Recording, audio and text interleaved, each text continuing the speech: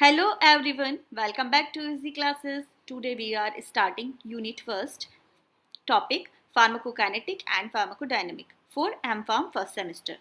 So, before studying in individual drug, it is important to understand how drug interact with the human body. Pharmacokinetic explains what the body does to the drug through the process absorption, distribution, metabolism and excretion. It is called ADME. Pharmacodynamic explains what the drug does to the body, including its mechanism of action, therapeutic effect and adverse effect. So, in this unit, in previous video we will discuss about pharmacokinetic topic absorption and distribution, and in this video we will discuss about metabolism and excretion. So let's begin. Start करने से पहले एक simple सा question है, अगर हम कोई medicine खाते हैं और वो बॉडी में हमेशा के लिए रह जाए तो क्या होगा? बताइए। बिल्कुल सही, बॉडी जो ड्रग बॉडी में एक्यूमुलेट हो जाएगी और टॉक्सिसिटी को क्रिएट करेगी। इसी प्रॉब्लम को सॉल्व करने के लिए बॉडी के पास दो अमेजिंग सिस्टम होते हैं। First is a metabolism and second is excretion. मान लीजिए आपके घर में एक बड़ा सा कार्डबोर्ड बॉक्स आया है, उस कार्डबोर्ड बॉक्स को बाहर फेंकना मुश्किल है एज इट इज, तो आप क्या करेंगे? उस बॉक्स को छोटे छोटे पीसेस में तोड़ेंगे। एग्जैक्टली यही काम हमारी बॉडी ड्रग के साथ करती है। ड्रग को केमिकली मॉडिफाई करके छोटे इजीली रिमूवल पार्ट में कन्वर्ट करके बॉडी से बाहर जाने के प्रोसेस में को अलाउ करती है। इसी प्रोसेस को मेटाबॉलिज्म या बायो ट्रांसफॉर्मेशन कहा जाता है। तो देखते हैं, मेटाबॉलिज्म को बायो ट्रांसफॉर्मेशन भी कहते हैं। और इसकी definition, metabolism is the chemical conversion of drug into metabolites. Metabolite एक केमिकल कन्वर्जन है ड्रग का। यहाँ पे जो ड्रग है वो केमिकली मॉडिफाई होगी और कन्वर्ट हो जाएगी छोटे छोटे मेटाबोलाइट्स में। इसकी मेन साइट है लीवर, लीवर के बाद intestine, then kidney, lungs, plasma and skin. Purpose क्या है, इंपॉर्टेंस क्या है मेटाबॉलिज्म की हमारी बॉडी में?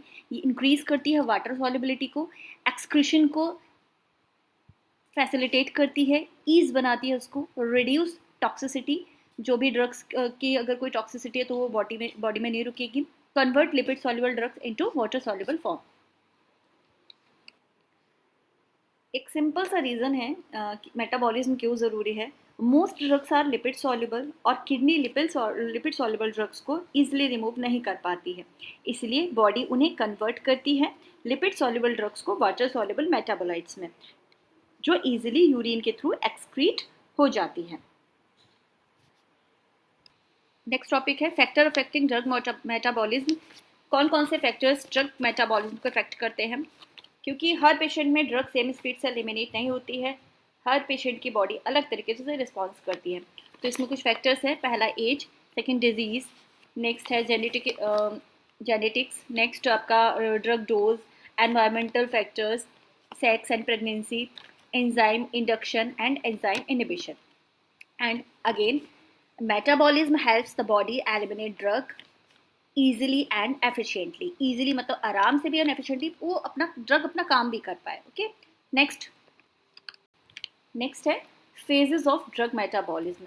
दो फेजेस होती हैं, phase 1 and phase 2। Drug metabolism occurs in two main phases, phase 1 and phase 2। Phase 1 में ड्रग अंडरगोज फंक्शनलाइजेशन रिएक्शन। जो फंक्शनल ग्रुप्स होते हैं या तो वो ऐड होते हैं या रिमूव होते हैं।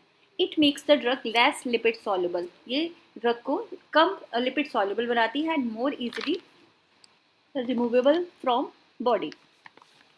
इन सिंपल लैंग्वेज, फेज 1 में ड्रग मॉलिक्यूल को मॉडिफाई किया जाता है एंड फेज 2 मॉलिक्यूल में मॉडिफाइड ड्रग के साथ एक एक्स्ट्रा ग्रुप अटैच किया जाता है।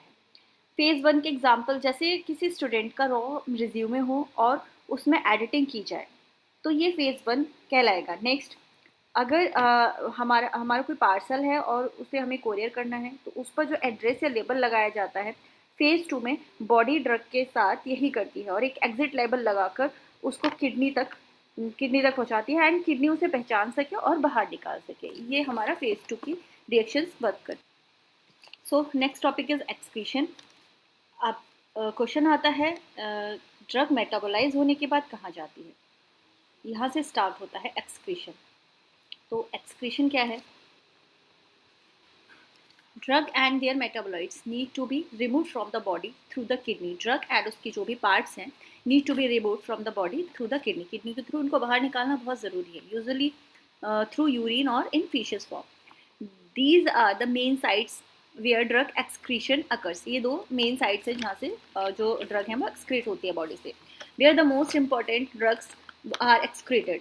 तीन मोस्ट इंपॉर्टेंट साइट्स हैं. First is the kidney is the most important site where products are excreted through urine. Second, biliary excretion or fecal excretion is the process that initiates in the liver and passes through the gut until the products are finally excreted. Third is the last and main method of excretion through the lungs. Example, anesthetic drugs जैसे nitrous oxide. अब हम थोड़ा इसको easy language में समझते हैं. जैसे आप समझिए कि घर का कचरा कलेक्ट करने के बाद उसे बाहर फेंकना ज़रूरी होता है. तो जो कलेक्टेड कचरा है तो उस मतलब कचरे को कलेक्ट करना मेटाबॉलिज्म कहलाएगा और कचरे को बाहर फेंकना एक्सक्रीशन कहलाएगा. ठीक है. इसी तरीके से रूट्स ऑफ ड्रग एक्सक्रीशन है ये, मतलब रीनल एक्सक्रीशन यानी कि किडनी के थ्रू. ये सबसे इम्पोर्टेंट है and most of drug urine जो है वो इसी के थ्रू एलिमिनेट होती है. एग्जाम्पल में मैं आपको बता सकती हूँ, पेनिसिलिन ड्रग है वो इसी तरीके से बॉडी से एलिमिनेट होती है. दूसरा हम देख रहे हैं बाइलरी एक्सक्रीशन. ड्रग बाइल में सीक्रेट होती है एंड देन फीशेस में कन्वर्ट होती है. एग्जाम्पल है इसका रिफाम्पिसिन. इस तरीके से एक्सक्रीट होती है. नेक्स्ट आपके पल्मोनरी एक्सक्रीशन भी है, मतलब जो वोलेटाइल सब्सटेंस होते हैं वो लंग्स के थ्रू रिमूव होते हैं. एग्जाम्पल नाइट्रस ऑक्साइड है. और भी तरीके हैं, स्वेट के थ्रू, सलाइवा के थ्रू, टीयर्स के थ्रू बॉडी से ड्रग्स जो है एलिमिनेट हो जाती है. उसके लिए आप एक चार्ट देख सकते हैं. मिल्क के थ्रू, मतलब ब्रेस्ट मिल्क के थ्रू, सलाइवा के थ्रू, ड्यूडेनम स्मॉल इंटेस्टाइन के थ्रू, लीवर के थ्रू, फिशेस के थ्रू. ये पूरे दिखा रखा है कि किस किस तरीके से बॉडी से जो ड्रग है वो एक्सक्रीट हो सकती है. ओके. एंड नेक्स्ट, तो नेक्स्ट है mechanism of excretion. Excretion of drug by the kidney involves three main mechanisms. First one is glomerular filtration. Second is active secretion. Third is tubular reabsorption. तो first है glomerular filtration. यहाँ पे क्या होता है, blood kidney के glomerulus के पास जाती है. सिर्फ अनबाउंड ड्रग्स और स्मॉल मॉलिक्यूल्स फिल्टर होते हैं. इस प्रोसेस में एनर्जी की रिक्वायरमेंट होती है. जैसे चाय को छन्नी से छानना, वैसे ही किडनी ब्लड को फिल्टर करती है, ब्लड से अनबाउंड ड्रग्स को फिल्टर कर देती है. नेक्स्ट है एक्टिव सीक्रेशन.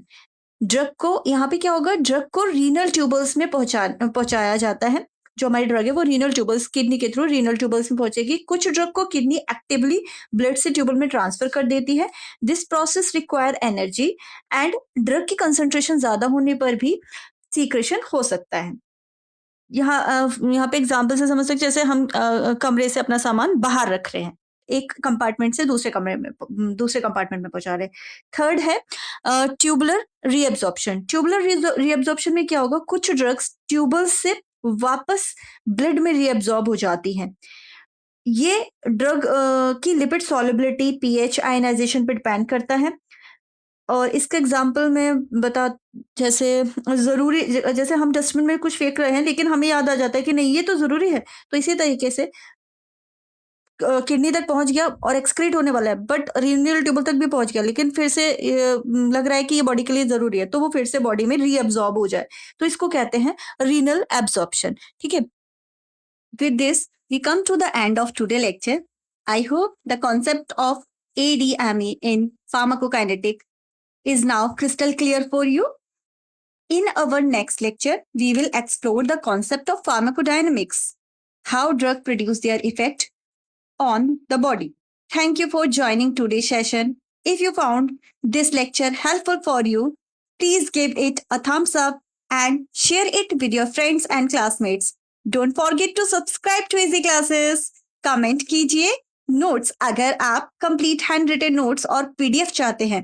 मिलते हैं नेक्स्ट लेक्चर में. Till then, bye bye, thank you.